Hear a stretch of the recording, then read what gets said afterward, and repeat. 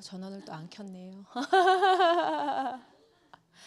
네, 오늘 요절 말씀이 요한계시록 1장 2절 말씀이셨어요. 이 예언의 말씀을 읽는 자와 듣는 자와 그 가운데에 기록된 것을 지키는 자는 복이 있나니 때가 가까움이라 라는 말씀 요절 말씀으로 주셨고요. 저는 그 가운데에서 오늘 제목이 이제 성도의 축복이었잖아요. 축복에 대해서 생각을 한번 해보게 되었어요. 저희는 하나님의 자녀지요. 일반 분들은 이제 가장 축복된 삶이 뭐예요? 아니면 가장 뭐가 문제예요? 라고 했을 때 돈과 건강과 명예에 대해서 되게 많이 얘기를 하세요. 돈이 있고 없고에 따라서 본인의 행복과 또 본인의 축복에 대해서 얘기를 하고요. 또 요즘 건강 안 좋으신 분들 참 많으시죠. 뭐 젊은 분들도 왜 문제가 없는데도 되게 임신이 안 되는 분들도 참 많으시고, 그렇죠. 그리고 뭐 그 외에 보이지 못하는 마음의 건강, 마음의 문제를 갖고 계시는 분들도 참 많으세요. 겉은 멀쩡하지만 그 속이 이제 많이 썩으셔가지고 많이 아프셔가지고 정신병을 앓고 계시는 분들도 참 많으세요. 그래서 그런 세상 사람들의 문제는 이제 저것의 기준으로 이제 축복을 얘기한다면 저희는 이제 하나님의 자녀지요. 그래서 저는 사실 불신자 가정에서 이제 사실 하나님을 믿었기 때문에 저에게 가장 큰 축복은 하나님이 자녀가 된 거예요. 안 그랬으면 아마 저는 어떤 삶을 살고 있었을까라고 생각을 해봤을 때 참 힘든 삶을 살고 있었을 것 같아요. 그리고 하나님이 나의 안에 함께 해주심에 감사가 되어지고 또 성령의 인도를 따라갈 수 있다는 것에 참 감사가 되어지는 것이 저에게는 또 축복이고요. 그리고 저는 기도할 수 있다는 게 참 축복인 것 같아요. 사실 이게 사람에 의지해서 사람에게 얘기를 하면 사실 사람에게 실망을 하게 되더라고요. 그게 나의 부모든 나의 자녀든 아니면 나의 연인이든 나의 남편이든 정말 사람에 의지해서 이야기를 하면 실망하고 또 나의 기준대로 얘기를 들어주지 않으면 많이 속상해요. 그래서 결국은 싸우게 돼요. 제가 그래서 신혼 때 참 많이 싸웠어요. 물론 이제 어머님이 듣고 계시겠지만 사실 드러내지는 않았어요. 왜냐하면 드러내면 어르신들은 걱정을 하시니까 드러낼 수는 없었지만 그 당시 이제 참 많이 싸웠었고 속으로 많이 알았지만 저는 그 당시에 이제 하나님의 자녀였고 기도할 수 있고 또 찬양할 수 있는 제 목소리가 있었기 때문에 참 많이 하나님을 오직 바라볼 수 있었던 시간이었던 것 같습니다. 네. 오늘 그리고 계시라는 단어를 알려주셨어요. 계시는 지금 사전적 의미가 저거예요. 사람의 지혜로는 알지 못하는 것을 깨우쳐 알게 함. 제가 요번에 그렇죠. 시원이 눈 나빴던 얘기 지난번에 한번 했었었죠. 제가 이죽종에 몇십 년을 있으면서 세상에 내 자식 눈 나쁜 거를 이렇게 몰랐을 수가 있었을까. 얼마나 소가를 했는지 몰라요. 사실 그렇잖아요. 엄마가 이런 쪽에 일을 하면 당연히 아이는 바르게 클 거다라는 사람들의 생각이 있어요. 그리고 저 스스로도 이제 남들이 봤을 때 내가 이런 일을 하니까 내 아이는 더 바르게 커야 되고 내 아이는 더 건강해야 되는 약간 강박도 있었던 것 같아요. 그래서 더 바르게 키우려고 했고 그렇게 노력을 했는데 봐봐요. 지금 뒤돌아서 보면 내 아이는 눈이 나빠서 지금이야 안경을 쓰게 된 거예요. 그래서 제가 지난번에도 말씀드렸던 것 같아요. 저희 사람이 알고 있는 지식은 정말 한계가 있는 거예요. 그러니까 나는 몰랐어. 나는 만 5세 때부터 시력 검사해야 되는지 나는 몰랐어. 근데 아는 사람들은 이미 알고 있었어요. 어머 그거 시력 검사해야 돼요. 몰랐어요 시원이 엄마? 이렇게 묻는 사람들이 있더라고요. 또 반대로 어머 저도 몰랐어요. 앞으로는 저는 그렇게 키울게요. 얘기하는 사람들도 있어요. 이만큼 사람의 지식은 자기가 아는 정보 플러스 이제 경험이잖아요. 그렇기 때문에 정말 사람의 지식은 정말 얕다는 거를 이번에 이제 시원이 일을 통해서 정말 사람의 지식은 정말 얕고 정말 오직 그리스도밖에 없구나라는 거를 저는 또 이런 사건을 통해서 알 수 있게 됐던 것 같아요. 정민아 귀여워. 그래서 정말 오직 사람의 지혜로는 알지 못하는 것을 오직 그리스도께서 우리에게 계시를 통해서 알려주신다는 거를 이번 주 말씀을 통해서 다시 한번 저희에게 알려주신 것 같아요. 자, 사람들은 과거에 어려움이 참 많아요. 아마 여러분들도 그러시고 저도 그랬을 거예요. 저는 이제 저의 어려움 이라고 얘기를 하면 뭐 되게 많지요. 많긴 하지만 그 중에서 이제 또 태영아랑 연결을 지어보면 저는 아기가 잘 생기지 않았었어요. 그러니까 이게 뭐 일부러 피임을 했던 건 아니지만 가지려고 했을 때 이제 이제 어느 정도 한 3년 차? 왜 결혼을 하고 나면 어른들 순서 있잖아요. 너 언제 시집 갈 거니? 이거 끝나면 시집 가고 나면 너 언제 애 낳을 거야? 이게 순서잖아요. 그러니까 그런 압박을 받을 때쯤 이제 시원이가 생겼어야 되는데 시원이가 너무 안 생기는 거예요. 그래서 이제 그때 산부인과를 많이 다녔었고 뭐 물론 시험관까지는 아니었지만 뭐 배란 촉진제 이런 것까지 이제 맞아보면서 하긴 했었어요. 근데 상황이 너무 우울하니까 되게 힘들더라고요. 그래서 그런 어려움 속에 지금은 이제 이 자리에 안 계시지만 그때 함주원 전도사님께서 저희 집에 이제 개인 양육 오셨을 때 얘기를 해주셨어요. 집사님이 하나님께 할 수 있는 일이 뭐가 있을까요? 한번 생각해 보세요. 이런 문제를 주시는 거는 하나님께서 뭔가 집사님에게 더 큰 은혜를 주시려고 한 것 같아요. 그래서 제가 그때 뭘 할 수 있을까요? 저는 아까 말씀드렸던 것처럼 불신자 가정이었기 때문에 믿음이 굉장히 약했어요. 그리고 하나님 말씀을 잘 몰랐어요. 그래서 내가 할 수 있는 게 뭐가 있을까 얘기를 하다가 저는 노래 부르는 걸 참 좋아했어요. 그래서 그러면 찬양을 할 수 있을 것 같아요. 그건 오롯이 내 목소리로 할 수 있는 일이었으니까. 그래서 그러면 저 찬양을 할게요. 그래서 찬양을 시작했고 찬양을 하면서 제가 많이 은혜를 받았었고 그 이제 은혜 중에 하나가 또 시원이가 그 중에 생겼던 거였어요. 저 이렇게 하라고요? 이렇게 낮춰서 하라고요? 그래서 그때 시원이가 뱃속에 생겼었고 시원이를 뱃속에 두면서 이제 계속 찬양들 활동을 했었었죠. 그래서 돌이켜 보면 진짜 하나님을 믿는 자에게는 문제는 문제가 아니라는 거를 또다시 깨닫게 되는 것 같아요. 그래서 그 문제 속에서도 하나님의 복음으로 해석을 한다면 그것은 분명히 걸림돌이 아니라 발판이 될 수 있다는 것을 제가 증인이 돼서 제가 겪어보니 그건 참 알 수 있는 상황이었던 것 같아요. 그래서 그 모든 것들이 하나님 나라와 하나님 나라의 일 속에서 우리가 정말 시간표를 가져야 되겠다는 것과 또 우리가 앞으로만 살아갈 것이 아니잖아요. 우리의 렘넌트들 또 물론 저희들도 렘넌트죠. 앞으로 미래를 살아갈 우리들이 하나님의 말씀 속에서 정말 CVDIP를 잡아야 한다는 거 이거 늘 마음속에 갖고 계셨으면 좋겠어요. 자, 축하드립니다. 여러분은 하나님의 자녀의 신분을 갖고 있는 하나님의 자녀입니다.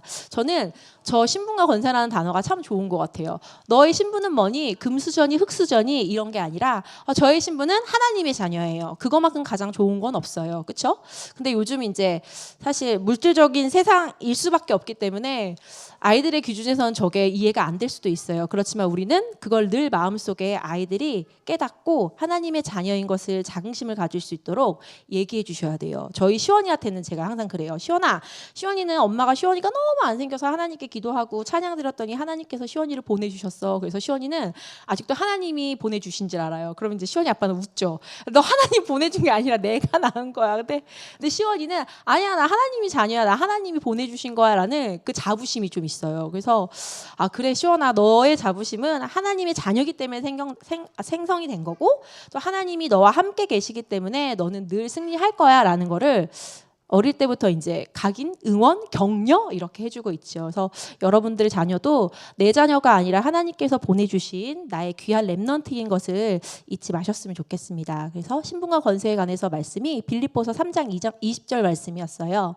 그러나 우리의 시민권은 하늘에 있는지라 거기로부터 구원하는 자 곧 주 예수 그리스도를 기다리노니 라는 말씀을 주셨어요. 그래서 하나님의 자녀의 신분과 권세를 가진 우리는 천군 천사를 동원할 수 있다고 했죠. 애들은 천사를 참 좋아해요. 눈에 보이진 않지만 있다고 믿는 그 순수함은 참 귀엽고 예쁜 것 같아요. 그래서 저 천사가 시원이와 늘 함께 또 우리 정우와 함께 또 우리 승아와 함께 다혜와 함께 다혜는 이런 걸 안 믿을 수도 있겠군요. 좀 커서 그래도 항상 마음속에 있다는 거를 또 얘기해 주셨으면 좋을 것 같아요. 그리고 저렇게 나쁜 사탄을 막을 수 있는 힘 또한 하나님께서 우리에게 주셨다는 것을 여러분들도 믿고 또 그 자녀들에게도 이야기를 해주셨으면 좋겠습니다. 자, 그다음 마지막에 이제 언약 속의 삶이라는 말씀을 주셨어요. 사실 언약이 없다면 참 흔들리기 쉬운 세상인 것 같아요. 왜냐하면 각각이 가진 정보가 너무 많아요. 그쵸? 요즘에 뭐 검색만 하면 두두두두두 나오잖아요. 그쵸? 지식도 넘쳐나고 또 정보도 넘쳐나고 그만큼 사람들의 중심도 그만큼 굉장히 세지는 새 시대라고 해야 되나요? 그래서 사실 이런 삶 속에서 내 중심을 너무 내세우다 보면 결국은 무너지고 망가지는 건 내 자신인 것 같아요. 제가 보기엔. 특히 이제 집단 생활하면서 사회생활하면서 그러니까 너무 내 중심을 굽히지 않다 보면 결국은 그게 싸움이 되고 문제가 되고 그러면 이제 사회생활이 힘든 거예요. 그렇죠? 저는 그렇더라고요. 이제 제가 이제 일하는 곳이 또 여자분들만 계시기 때문에 되게 어려워요. 또 약간 여성들만 있는 집단의 이 기싸움과 이 시기와 질투는 막장 드라마 저리 가라요. 제가 보기에는 넌 누구 편에 설 거야. 넌 누구 말을 들을 거야. 약간 이런 게 있어요. 오묘하게 여자분들의 이 심리전은 참 어려워요. 저도 물론 여자긴 하지만 아무튼 그 속에서 내 중심을 너무 세우기보다는 정말 이것을 놓고 내가 아닌 하나님 말씀으로 생각하고 하나님께 기도드리고 찬양한다면 여러분의 그 속은 지옥이 아닐 것입니다. 제가 경험해 봤기 때문에 그래서 언약 속의 삶을 살 수 있도록 빌립보서 4장 6절에서 7절 말씀 주셨어요. 아무것도 염려하지 말고 다만 모든 일에 기도와 간구로 너희 구할 것을 감사함으로 하나님께 아뢰라. 그리하면 모든 지각에 뛰어난 하나님의 평강이 그리스도 예수 안에서 너희의 마음과 생각을 지키시리라. 아멘. 이 말씀을 주셨어요. 사실 감사하지 않을 때도 있어요. 갑자기 고백을 하자면 사실 지금 제 상황이 감사만 하기에는 조금 힘든 상황이긴 해요. 이제 김재철 집사가 새로운 출발을 하는 시작점에 들어와 있고 또 저는 이제 입사한 지 6개월 차인데 이제 또 공모전이 들어왔어요. 저희가 이제 아이들이 없으면 점점 그 좁은 국공립 사이에서도 경쟁을 해야 돼요. 어디 어린이집이 우수 프로그램을 잘하는지 원장님들도 그게 약간 훈장인 거예요. 왜냐하면 아이들이 없기 때문에 원은 점점점 사라지고 그 안에서 살아남으실 원장님들은 본인의 이게 자격증 같은 거예요. 어디에 뭐 공모전에 우승을 했다, 아니면 무슨 석사를 땄다, 박사를 했다. 이제 점점점 갈수록 이런 자격만 높아지는 시대가 되고 있어요. 그래서 저희도 요즘 공모전 준비로 사실 야근을 되게 많이 하고 있고 김재철 집사는 김재철 집사대로 새로운 시작을 하느라고 준비를 하고 있어서 또 바빠요. 그래서 요즘 이제 심신이 조금 많이 힘들어져 있었는데 그래도 그 속에서 정말 흔들리지 않고 하나님께 예배드릴 수 있게 또 하나님께 기도드릴 수 있게 해주신 하나님께 감사가 되어지고 있습니다. 그리고 이거는 궁금하지 않으실 수도 있을 텐데 이건 제 직업의 특성이니까 요즘 시대의 아이들은 어릴 때부터 탄소 중립을 실천하는 거를 배워야 되는 아이들이에요. 사실 저희 어릴 때 생각해보면 저희 어릴 때 막 흙도 땅에 떨어진 것도 주워 먹고 저는 어릴 때 고드름도 먹었었거든요, 사실.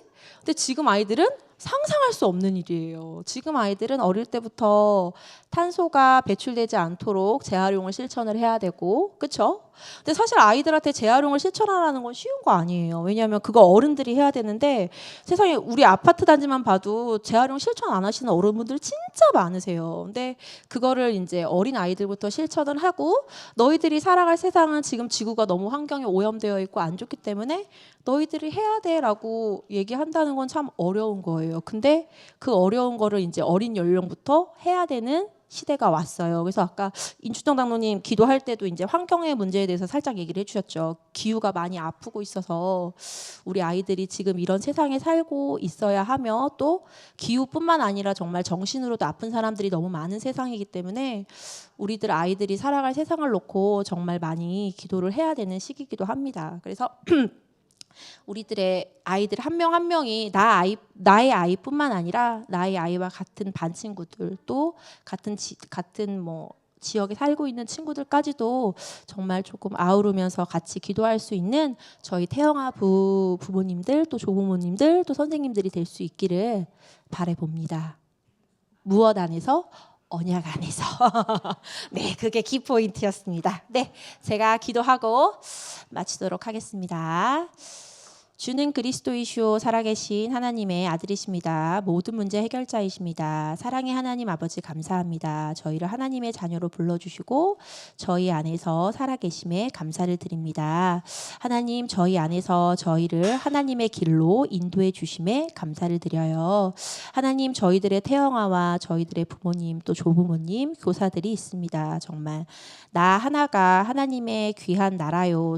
하나님이 보내주시는 그 현장에서 하나님의 말씀을 전할 수 있는 귀한 정말 사역자가 될 수 있도록 하나님 아버지 늘 함께해 주시길 원하옵니다. 하나님 이 자리에 함께하지 못했지만 하나님의 귀한 자녀를 키우고 있는 분들이 참 많습니다. 정말 그들을 놓고도 기도합니다. 내 중심이 아닌 오직 복음 중심으로 하나님 아버님 언약 속에서 정말 언약 속의 삶이 될 수 있도록 하나님 아버지 인도해 주세요. 저희를 늘 사랑해 주신 하나님께 감사드리며 우리 주 예수 그리스도 이름으로 기도드렸습니다. 아멘. 감사합니다.